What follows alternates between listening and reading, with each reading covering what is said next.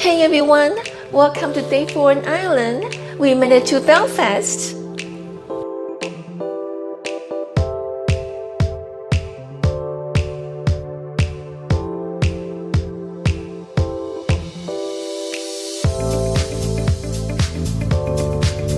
Driving into the city, it's easy to see Belfast is a place of contrasts.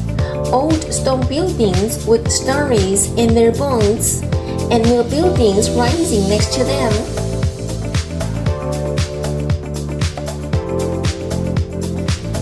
Quick stop to admire this place. The Merchant Hotel used to be a 19th century bank. Now it's one of the fanciest hotels in the city. Pretty cool mix of old and luxury.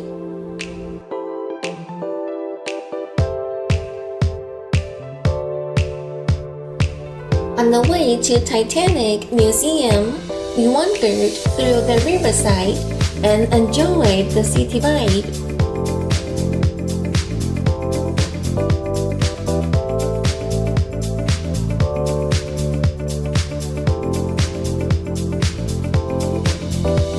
Before the story of the Titanic, the museum starts with the story of Belfast City, and it doesn't hold back.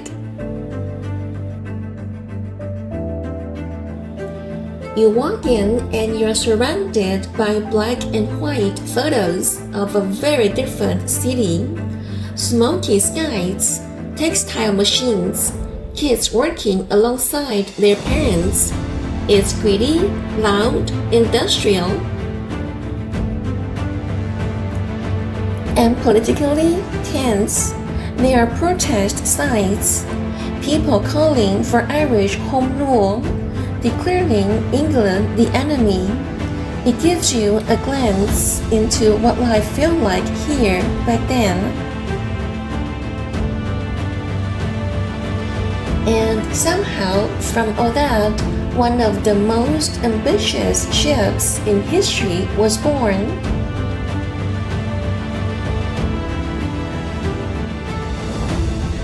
The scale of Titanic is hard to wrap your head around. A huge drawing office with a team of talented designers, steel beams, complex blueprints, a shipyard that could swallow city blocks.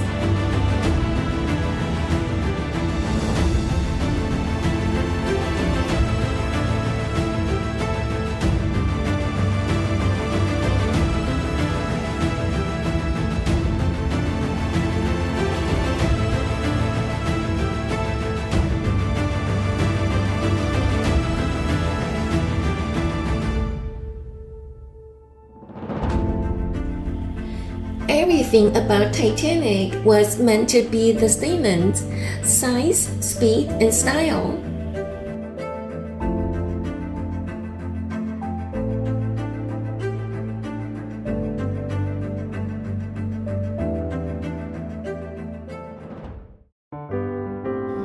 Even the interiors, designed down to the last curtain rod, were aiming for luxury that rivaled the best hotels in Europe.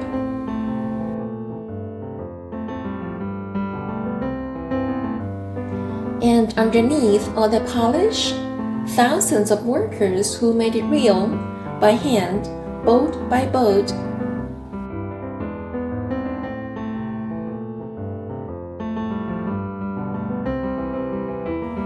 Then you step into the world of Titanic's passengers, the first-class suites, spacious, elegant, polished wood, a lady in full dress with her servant waiting at the door. Next, third-class cabin, one bunk bed, one sink, two women sitting on each bed with a carry-on size suitcase. Same ship, but very different journeys.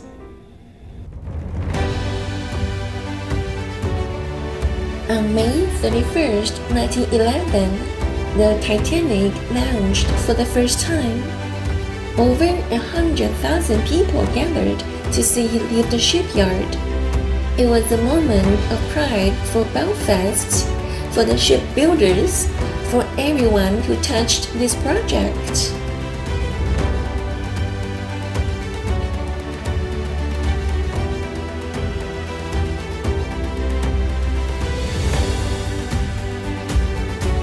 Then the museum gives you a peek behind the curtain. Staff rosters, handwritten pay records, a photo of the mailroom that could carry over 7 million letters.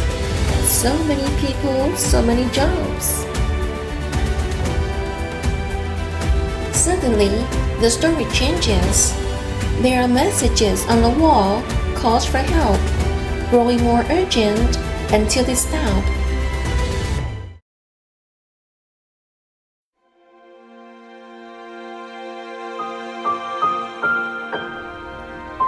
And then, beneath your feet, the Titanic itself, rusting, silent, resting under the ocean, more than 2 miles down. You can feel the tremendous loss, even now.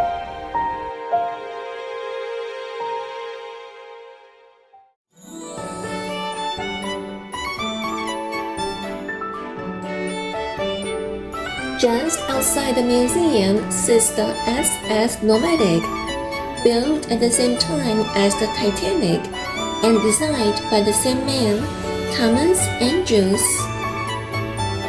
This little ship once ferried mail and passengers out to the RMS Olympic and the Titanic.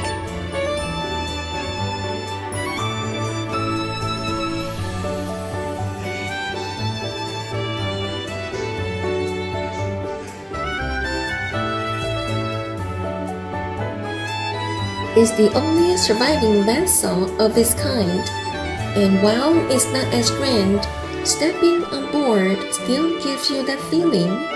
The railings, decks, woodwork, it's like time paused for a minute. We couldn't see the real Titanic, of course, but this feels like the next closest thing. After the deep dive into Titanic's history, we drove into Cave Hill Country Park for some fresh air. At the end of the drive, nestled in the trees, is Belfast Castle, built in the late 1860s, sitting high above the city. Unfortunately, this mansion was closed for a private event while we were there, so no castle interiors this time, but the gardens was absolutely beautiful.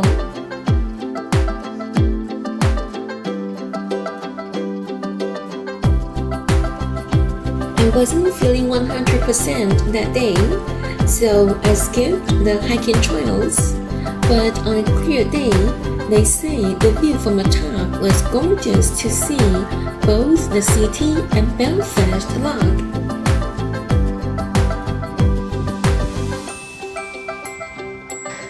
Before dinner, we wandered around central Belfast, and this city does have a personality of its own.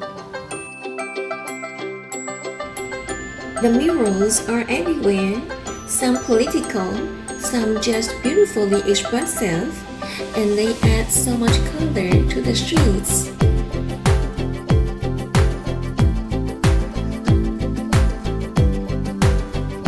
But even just walking by, you get a sense of the city's rhythm, the mix of old and new, the blend of quiet corners and bold statements.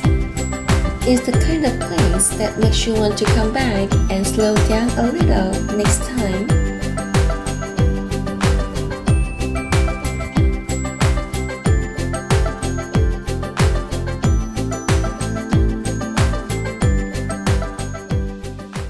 A quick tip, eating out all day adds up fast. So we've been hitting Tesco for breakfast, food, and snacks supply. It's one of the major grocery chains in Ireland, and they've got stores in almost every city we've passed through. It's easy, affordable, and keeps us feeling good on the road. Little tip, big difference. That way we can save the splurge for a proper dinner, like this one.